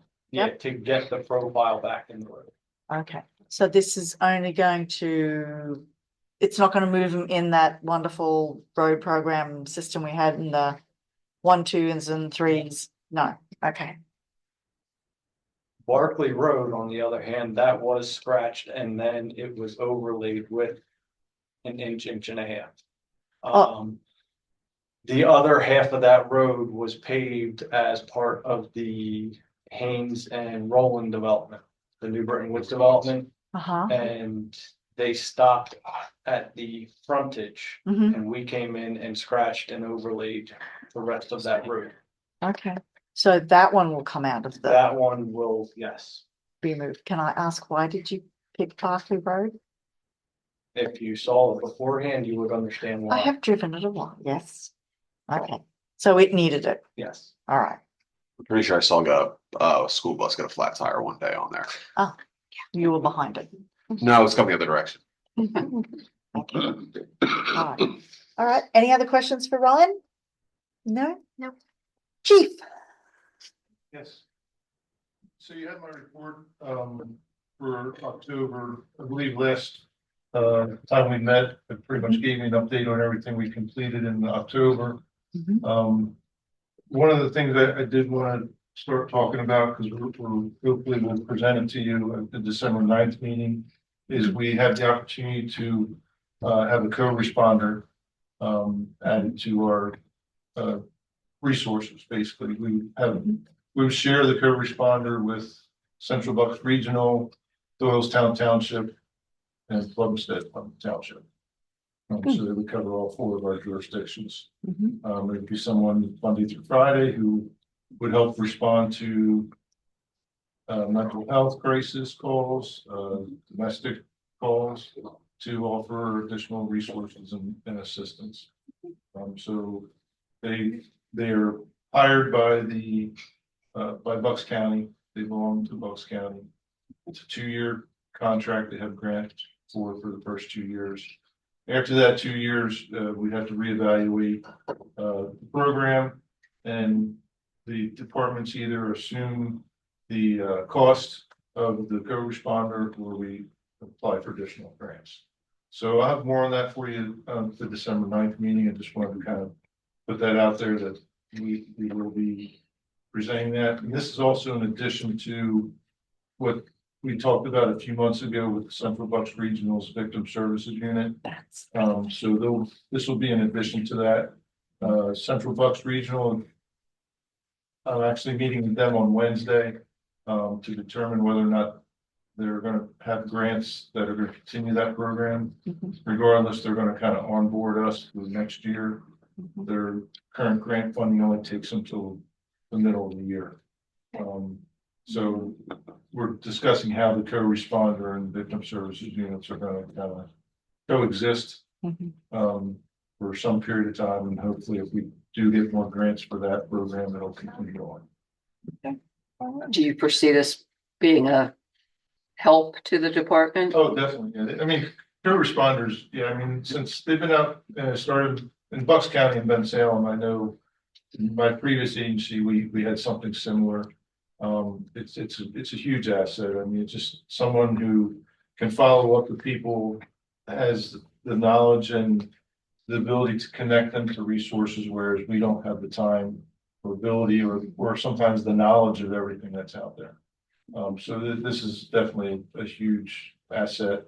And from talking to some of the local legislators, they're working to make the co-responders more permanent, through funding.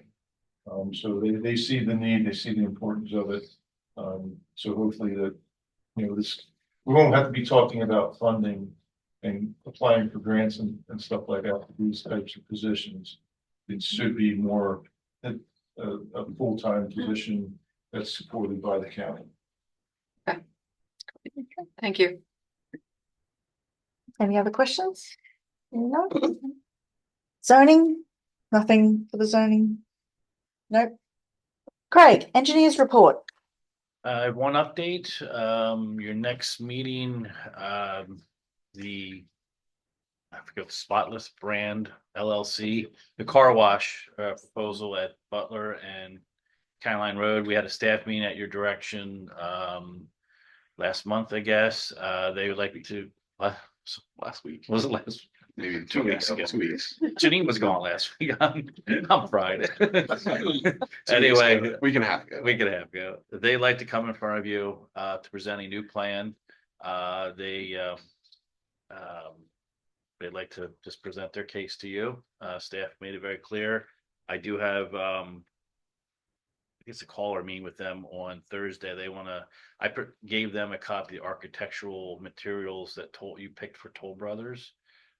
They were asking about different materials or really want to work with and come up with something that fits the community and show you the new layout. So I will get to see that, and then they will come present, give them feedback, and they'll come present on December 9th. I think that's the only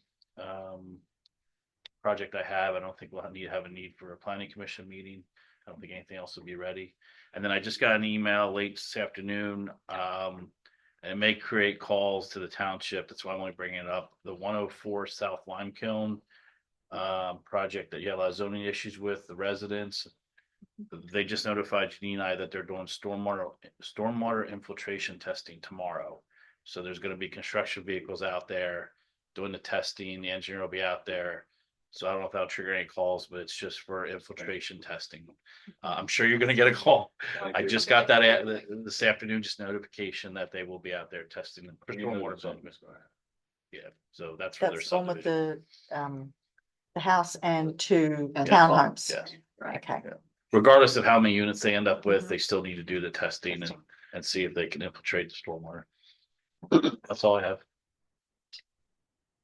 Nothing from Scott? Just a couple of things, just to follow up on the one we talked about earlier with Homestead Christian, we'll have the resolution. As well as we'll have the revised conservation easement for the Mill Ridge property as well for you guys next couple weeks here. A few weeks. Yeah, a couple weeks. 2 weeks. 2 weeks. Weeks. Ish. Great. Oh, that's right, because we've got Thanksgiving in the mix. Thanksgiving. Okay. Anything from admin? No. That's All right, supervisors. Oh, public comment? No, supervisors comment? We got Public. Supervisor's comments first. Oh, supervisor first. Sorry.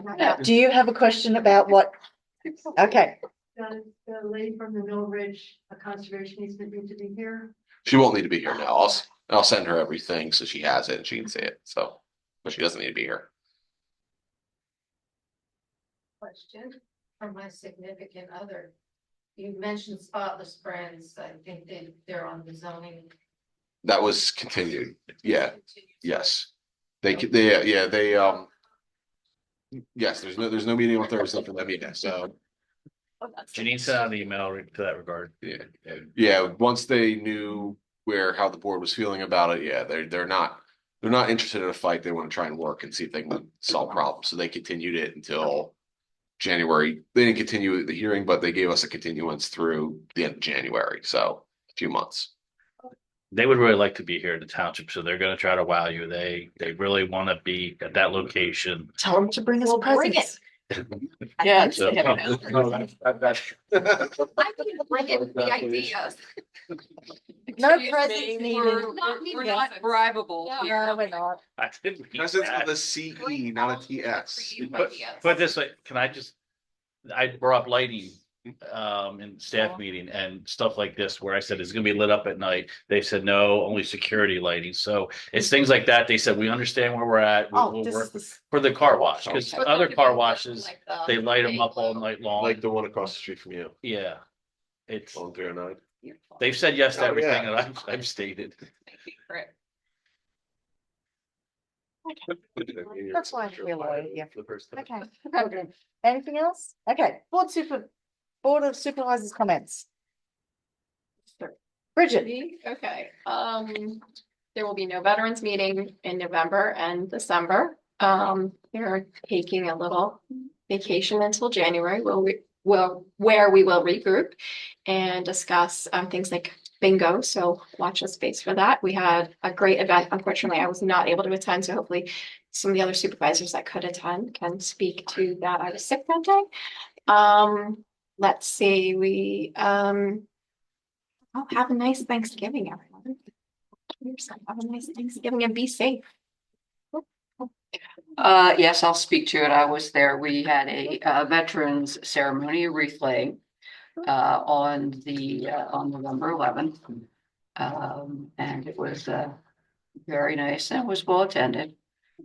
Could be more attended, but we need to, I think, publicize things a little bit more. But I thank Public Works for setting it up and Chief for your participation and everyone else who participated and made it a very nice event. Thank you. Bill? I'm compliant at this point. Okay. It's closing on 9 o'clock. I'm gonna make it before 9. Stephanie? Just wish everyone a happy Thanksgiving, safe Thanksgiving, and thank you to the Veterans Committee and all those who participated in the Veterans Ceremony. Chief was there, among many others. Thank you to everyone who put in hard work to make that happen. My only comment would be that we're having a ribbon cutting for the Coleman property for the trail on Thursday at 3 p.m. I'm gonna say I hope it doesn't rain that afternoon. Hopefully it's all finished before then. Otherwise we'll have a nice big tent. Better give the date, not just This Thursday the 21st. There we go. 21st. And that is it. They did some planting this weekend and 4 people turned up unexpectedly because of the website and the Facebook pages. So people are starting to see that our information is coming up more regularly. So it's great. Yes. Oh, and we are collecting for Toys for Tots. I noticed somebody put that up, Alex. And the police have a giving tree that you can Yes. stop by and take one and donate a gift. Yep. And then if you coming up the end of the year, we have lots of volunteer opportunities available. Please fill in a application that you can find on our website. Okay. Any public comment? Just where on Wednesday, we'll be across the street planting more trees. Oh, that's right. That's great. Yes. Yep. We will be there. Yep. Here. It's Wednesday morning, starting at Wednesday morning, starting at at 10. 10. The poles are holding them down. Yep. Flags are in. Mhm. We've got. Yep. The fencing, the caging is in Margaret's yard. Yeah. So, yep, come and plant a tree on a Wednesday. Terrific. Okay, announcements. We have the Ford Yard Waste event, not the Yard. November 19th through the 23rd, Park and Rec Committee meeting tomorrow night at 7 p.m. here in this room. The Veterans Committee has been cancelled for this Wednesday.